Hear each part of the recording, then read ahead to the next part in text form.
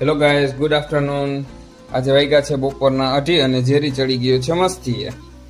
ઝેરી અને રિયા બે ચડી ગયા છે મસ્તીએ. ઝેરી આજે દૂધ પી અને રિયા અરે મસ્તી કરી રહ્યો છે.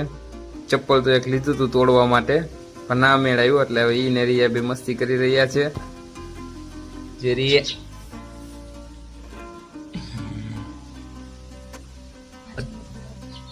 બટકા ભરવાની ટ્રેનિંગ આલી રહી છે. ચપ્પલ તોડવાનો કાર્યક્રમ ચાલુ થઈ ગયો છે. હવે ક્યારે ખબર ક્યારે ચપ્પલ તૂટે.